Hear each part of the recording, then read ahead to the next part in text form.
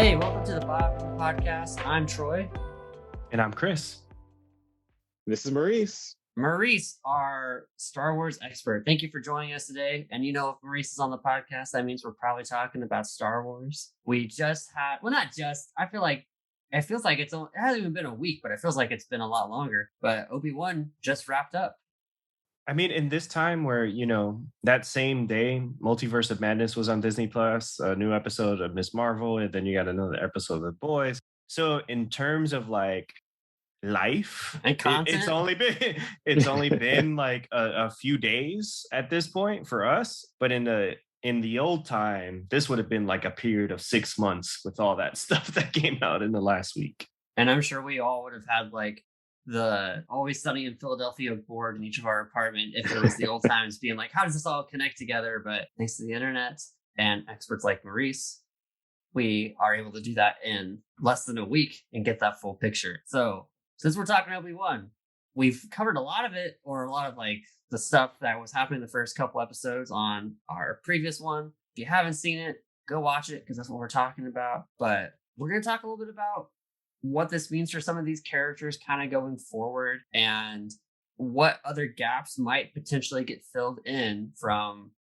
this season of Obi-Wan, because there's a theory that I've heard, and I'm like, if that's the only reason you guys spent $300 million, that's kind of cheesy, but I don't know. So like, how did you guys feel? How did you feel this series enhanced things and made the story better for some of those characters?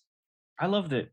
For me, and we talked about it in the last episode, Maurice. It was that last episode is all I needed. It could have been that just that, that 10-minute fight with that little like 1 minute of, that peak in Anakin's soul and Obi-Wan saying sorry. That's all I needed. Like the rest of the stuff, to be honest, don't even care. The end that kind of like suggests like, hey, Obi-Wan might have some more adventures, or, Reva being redeemed and all that. That obviously sets up some things, and it does a good job of kind of like, showing some things of time we filled in the gaps with comic books and our imagination. But seeing Ewan's performance, when he, that tear in his eye when he's saying, I'm sorry for all of it. And, Anakin, hear him. And this was like a beautifully directed scene, from the cinematography, the lighting, the dialogue, the performances, the tear in Hayden Christensen's eyes as it's falling down his prosthetic face, all those things were just like, I teared up watching that. And that's all I needed. The other stuff, you can get wrapped up into the plot holes and, how frustrating some of it can be, especially when there's so many resources. They spent so much time writing these scripts. You're like, why isn't this a little bit better or whatever? But it's Star Wars. It's for kids, and I felt that moment between Anakin and Darth. I mean, Anakin and Obi-Wan and Darth, they're kind of like three characters at this point. That's what I needed. That was for the adults. That was for the prequel kids. And I think $300 million was worth it for that moment. I 100% agree with you. I think what they wanted to do is they wanted to give us that classic moment where we got to see their identities clash and feel that tension between them. We could see it, but it was like a visceral feeling that the audience was getting participating in that battle along with them. It's a great way to end the episode. I kind of wish it had ended with them. Instead, it was cut in between with the things that are going on with Reva and Luke and Owen, which is a whole other thing. But as far as the final episode, I thought it was a great ending. Now, if I had to just do like a vague rating of the entire season or even that episode, I'd say it's like somewhere in between like a 6.5, 7.5. Like, I really enjoyed it. I didn't think it was anything to go writing home about, at least not all the way through. I thought we got a lot of great points from Obi-Wan, a lot of great points from Vader. Wish we had a little bit more. I don't know if they did this as a setup to get more Disney Plus subscribers and maybe tease spinoffs later on. I know there's already been rumors about Anakin, Darth Vader, Hayden Christensen having his own kind of spinoff show that takes place after this time period. There's been rumors about Ewan McGregor coming back for season 2. There's a lot that they can go with. They clearly, they left Reva alive, so they can clearly use her in future projects, whether it's, we'll see her in maybe the new Fallen Order video game. She could show up there and have some kind of adventure with Cal Kestis, since they both would have been Padawans around the same time. We can even, or just see her in comics. I don't know. So they clearly planted her as a way to develop future projects in different media. That being said, I really, really enjoyed what we got between Darth Vader and Obi-Wan. There are moments during that battle where I felt the pain for both of them. I felt it for Obi-Wan. I felt sorry for him. I felt sorry for Anakin and slash Darth Vader. Even at that point where the tide of the battle finally turns and Obi-Wan has the upper hand and he's like throwing all the rocks at him, I felt bad for Vader. And I'm like, I'm not supposed to feel bad for the bad guy, but I do. He's been through so much. And like, here he is. He's still losing in this instance to Obi-Wan. He's already lost everything and he's still suffering further. And it's just, you don't feel like anyone comes out of that battle as a victor. And I think they really handled the tone really well with that. You feel the pain from both characters. You feel this division that they can't come back from, and it feels at your core. Unfortunately, they're doing that at the same time that they're doing like this battle with Reva, and the tone just doesn't hit on the same level. It was good to resolve her storyline. It was good to see how they tie up Luke finally getting that toy ship from the original movies, and it was great seeing Qui-Gon at the very end, even though we only got him for like 3 seconds. But it was good. It was nice. It was a nice note to end the series on. Yeah, I feel like, yeah, we're going to talk a little bit about the plot holes. This is for kids, and I've got the answers for the plot holes, but the biggest one, dude, why didn't you just kill Darth Vader? You had half his mask off. Like, you didn't even try and sabotage his ship so that he had to stay on that planet. You're like, oh, hey, man, like, I know it's all right. Yeah, you're just not my friend anymore. You're not the person I knew. I'm so disappointed and depressed and sad. I'm going to walk away. Because it's just like, oh, it's not, I just can't, it's not worth it, or I just can't do it. Like, it's not the Jedi way. Okay, cool. All those excuses. But he walked away the first time. In his head, he thought Anakin Vader was dead, but the first time he didn't confirm that kill. Yeah, and this time he was like, cool, all right, later. Yeah, for me, I think listening to Maurice and kind of like thinking about it, like Star Wars has this weird fantastical and like lore to it and mythology to it. I do like the idea of Anakin Vader never ever being able to beat Obi-Wan. Like, even when he did beat him, he did not. So it was like Obi-Wan letting himself go to the Force and becoming a Force ghost. So I like that idea of like, hey, even though Vader is this all-powerful Sith Lord, in the end, he's still a Padawan. He's still a Padawan to Palpatine. Obi-Wan is still his master. Yeah. And that's what was great for that scene to tie it back into episode 4. And the only thing I can think of like, okay, this is the reason why he just didn't kill him, is if you remove Darth Vader from everything going on in the Empire at that point in time, everything is just going to get 100 million times worse for everyone else. The Empire will retaliate even more. There'll be even more searches for your Force-sensitive kids. There'll be even higher recruitments for the Inquisitors and a new apprentice for Darth Sidious. So like, everything would just escalate to a way higher extreme, and we don't know because it's not said, and that's just an assumption that Obi-Wan was kind of aware of that. He's like, look, if I take out Vader, I don't have anyone else to take out the rest of the Empire, and it's just going to be even more oppression. That's not said, but that's like my best guess as to why we just didn't take him out. And because it didn't take him out, he's like, hey, you're pursuing him too much now, Darth Vader. Like, just forget about him. You're being too emotional. So, in a weird way, I think they still love each other. It's the same reason that Darth didn't kill him in that 3rd episode. A lot of people are like, why did he let him get away? It's like, well, that's his brother. That's his best friend, And I think that's when eventually they have that final clash in episode 4, it still is that emotion, Obi-Wan is always the master. And I feel like he still felt bad. He still felt, I think, even though he says goodbye, Darth, and he feels that his friend is dead at that moment. There's a piece of him that like is hopeful. He's regained his connection to the Force, and I feel like he foresees what he needs to do. It's not being crazy Jedi master and, you know, slaying the Sith. It's about protecting these two kids, and that's what he's committed to, and that's what he's going to go back to. So that's why I felt it. I liked everything about Obi-Wan's arc in the show. It really is all the other stuff. I felt like that, you know, dynamic between him and Darth was very much in line with some of the expanded universe stuff and some of the things we've put in our head in terms of like their brotherhood and friendship. If I had to take a stab at it, I think I'm of two minds of the situation. I think Obi-Wan either couldn't bring himself to do it just because of his emotional attachment to Anakin. He just in that moment could not bring himself to actually give the final blow, or because of the emotion of the moment, he's kind of letting go. Up until this point, he had this kind of reservation that the Jedi had to come back and that he had to train Luke at some point. And Luke was supposed to go and grow up and like kind of restore the order and save the galaxy or whatever, right? And then by the end of the series, he realized, you know what, I'm not supposed to be teaching him. I'm supposed to let Luke be a child. I'm supposed to let Leia learn to lead on her own. And he's going to go off and do his own thing without even communicating to Qui-Gon. He didn't really have any plan. I think he was just trying to let go.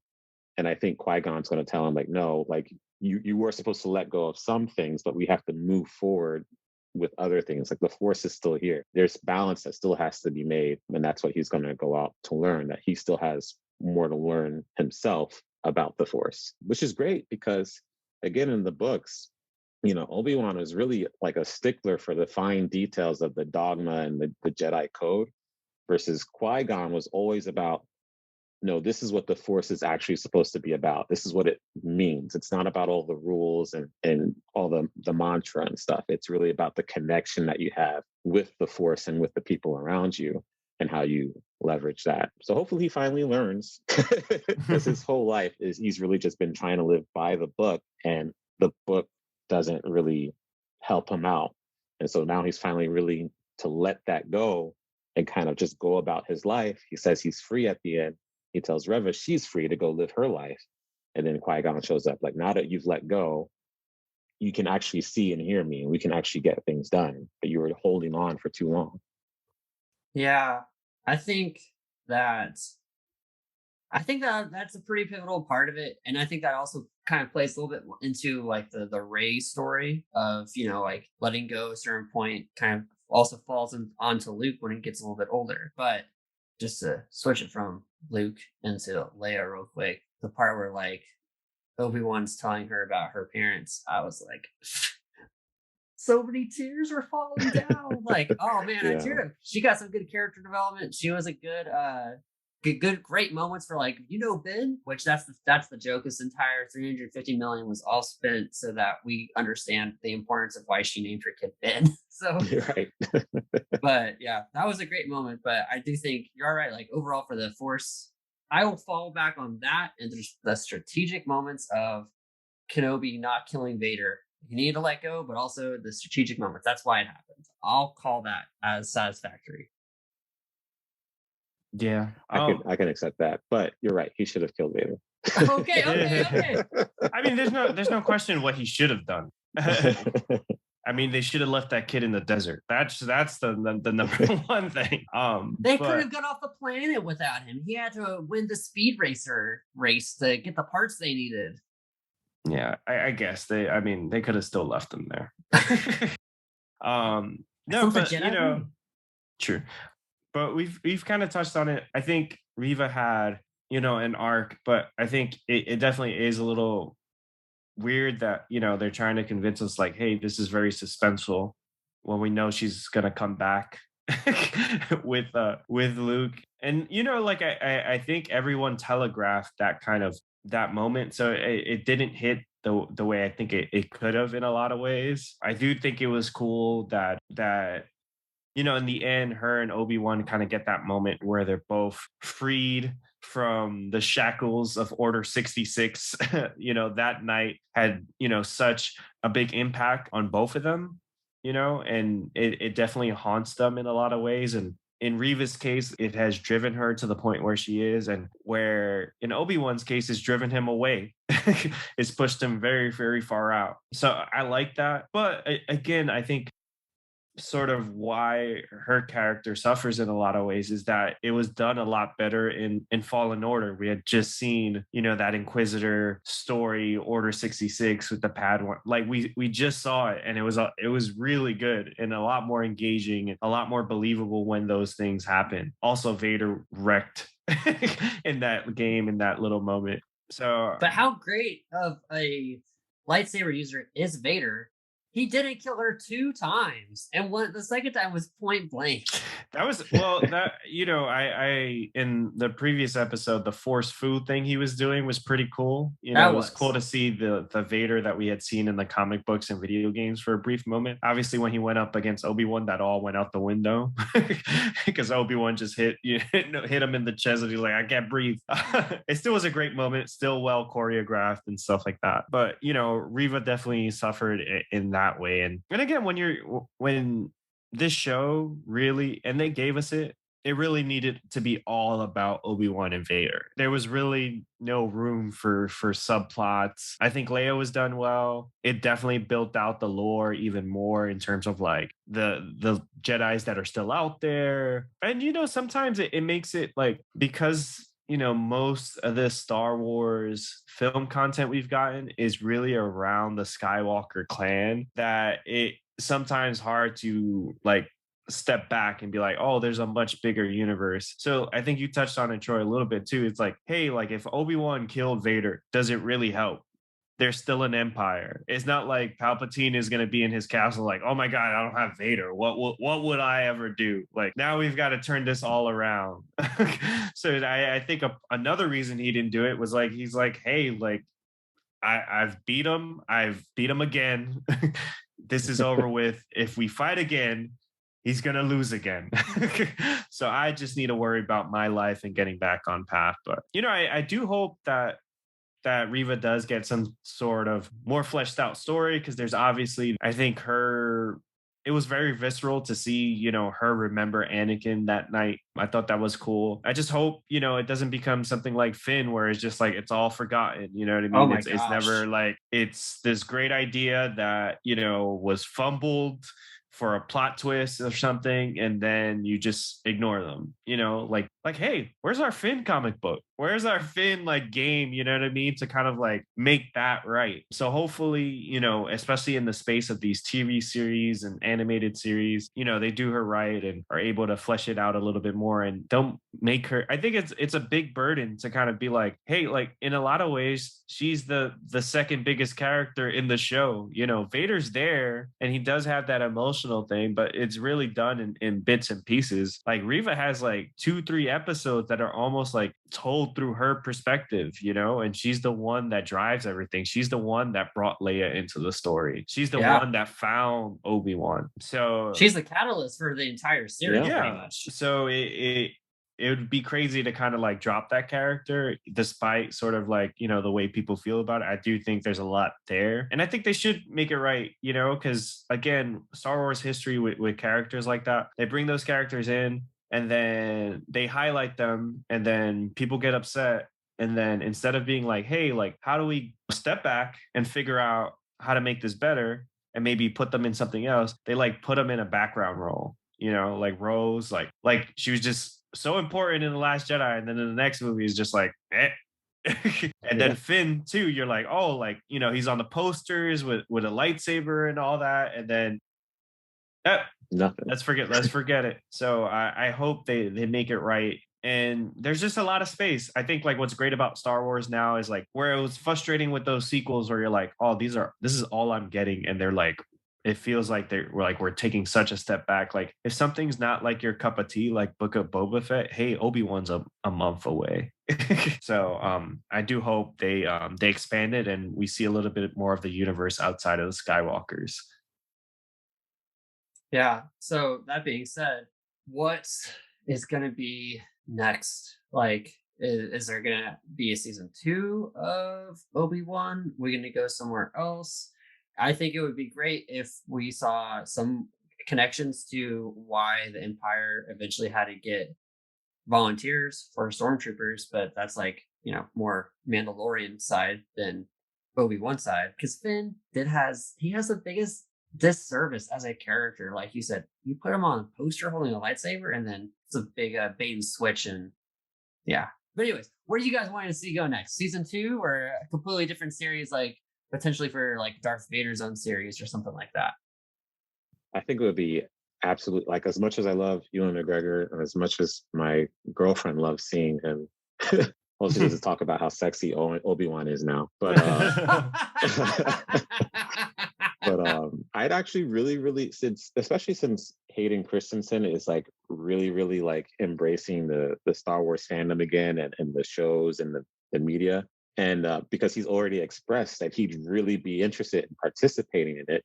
I'd love to see him in a spinoff. I'd love to see the version of Vader that, like, we got to see this conflict between him and Obi-Wan, but I want to see a Vader that's just ruthless, doesn't care. He's just out to take care of whatever he needs to take care of, as efficient as possible, and he doesn't care who gets in his way. What's great about the Inquisitors in the comics, Palpatine was using the Inquisitors to see if he could replace Vader, because Vader, of course, lost his limbs, and he didn't have the body that he wanted anymore. Palpatine's plan was always to like reinvent himself with whoever the next apprentice was, so he could just be immortal. And now Vader is, handicapped. He was looking for replacements constantly, and that's one of the reasons why he has the Inquisitorius. So if we got to see a series where, like, either before Obi-Wan or after, where the Inquisitors are always just constantly trying to like test Vader or like take him out behind his back or backstab him or whatever, and he's just like trying to be in charge of them, but also make sure that none of them get too far out of line. I'd love to see a series like that.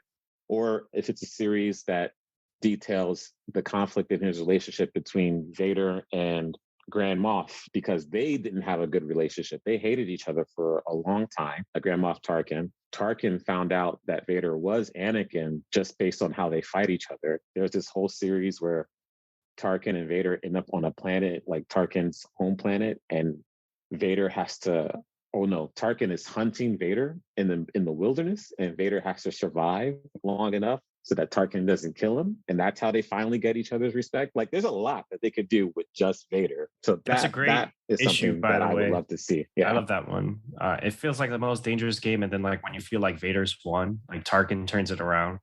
Yep. For me, I just want, like, I would love to see Hayden come back, because he got a lot of hate for those prequels because people's coming at his performance and stuff. And I think he definitely showed with little glimpses here what a better script, what a more natural dialogue would sound like. And Ewan too, Ewan, he's a great actor because he made those lines sound great. But those movies were very wooden. So for him to have something to chew on. But at this point, I think it would be great to kind of stray away from these timelines and stray away from, these things. Because I think some of them, we're getting to the point where we might know too much. You know what I mean? Do I need every year between Revenge of the Sith and Episode 4? Like, they've already filled all of our imaginations. We know how they got the Death Star plans.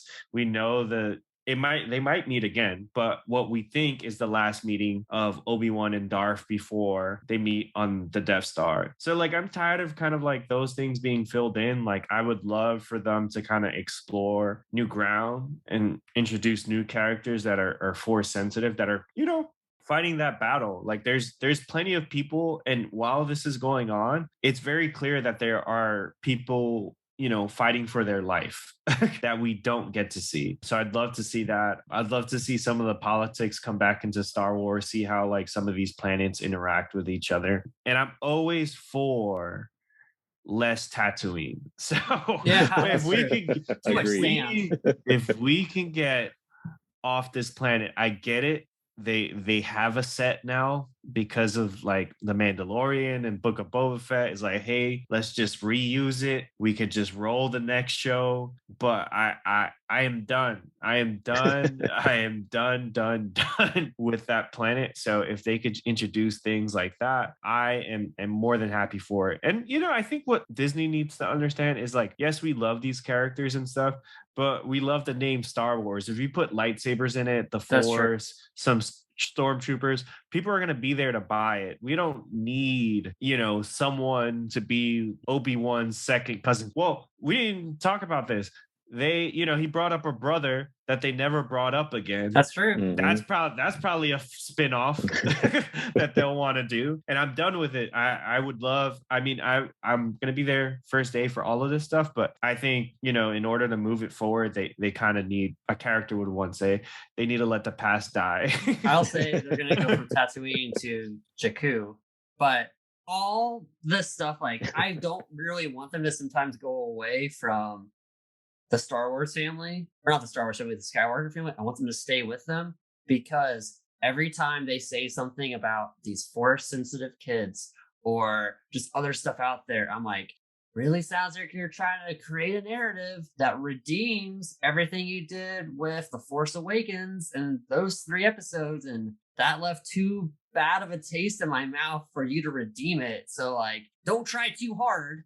Just give me some more Darth Vader. Give me, like you said, more lightsabers, more politics. I think that stuff would be great. Like, don't try and lean into the force-sensitive mysteries of the kids. Lean more into the stuff that we're gonna like, and just sprinkle the force-sensitive kids in there. Because the entire time in this series, I heard force-sensitive kids. We're hunting force-sensitive kids. I was like, when are we gonna learn that Palpatine has a mini clone? And to go to your point, maybe he's going to realize, I can't actually replace Vader. I've got to create a clone of myself.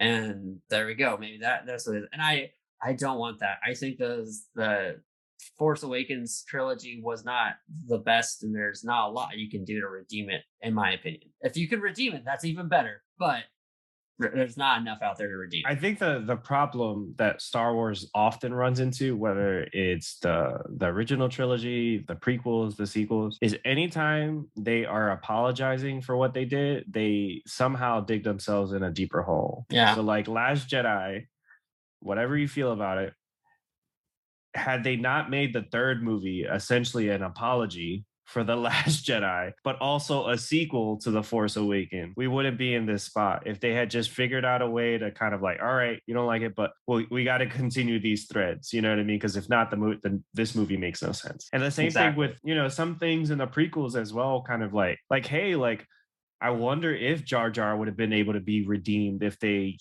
figured out a way to put him in the stories in the 2nd and 3rd one and stuff like that. And then also, like, some other things too, like, hey, like, if you had let Lord and Miller finish Solo, you probably have a Solo sequel, because it wouldn't have cost so much and it wouldn't be a flop. It cost so much because you had to reshoot it, and basically before you even finished it, you're like, all right, we're sorry, this this different tone in Star Wars doesn't work and stuff. So I always find that, like, Star Wars is at its worst when it's apologizing. So I just wanted to see it break new ground and take us in directions that we may not necessarily think we want to go in. We talked about it with, like, Young Justice. Like, as much as I didn't like some of the directions, like, they found a way to kind of take us to an interesting place and somehow tie it all back. So I would love to see them give, creators more freedom to kind of explore different areas, but keep it to the core of Star Wars.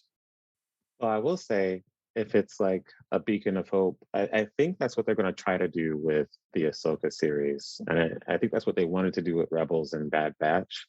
Of course, it was easier in animation, but I'm happy to see that they're going to take the risk into live action. I'm hoping with the new Ahsoka series that they just focus on finding Ezra Bridger and in that whole group, and in that the unknown lands, and hopefully it's success. And then they realize that they can actually branch out from the core Skywalker storyline, and then eventually away from the timeline, because I'd love to see the old era, the original Republic and all that stuff. That's what we all want, I think. Yeah, I feel like they're holding off on that because they feel like it's going to make so much money. They're like, we got to do it right. They're like, well, saving it for the movies or whatever, because it kind of makes no sense. They haven't really touched it yet, but it almost feels like they're like, hey, like, I don't know. That's like the McRib, you know what I mean? Like, we could only pull it out every once in a while, because if we keep it on the menu all the time, people are going to get sick of it. So we have to figure out a way to kind of do it right. Yeah, that's true. But with all these things, what's great is there's enough for us to talk about, and also there's enough to kind of be like, hey, if this didn't work, this is the the only Star Wars I get. There's still great comics. We have The Mandalorian season 3 coming out. What's the name of the Jude Law project that seems like it's going to be like a whole movie with like John Watts? It's going to be on Disney Plus, but like some of the concept art they showed at Celebration. Skeleton Crew? Skeleton Crew. Yes. That's exactly why we have a Star Wars expert on the show for these things right here. Human encyclopedia. But those are really cool things because it does seem like they are branching out in some like little ways. In that case, Skeleton Crew looks like a big project. So I'm excited to see that. But, if you're excited for these things too, please listen to the podcast, follow us on Instagram, TikTok, and Twitter. Please let us know in the comments now that we are on YouTube, what you think of the discussion, join the discussion. And we got a lot more things in the works. So hopefully you guys are listening. And with that, bada boom. Bada boom. Bada boom.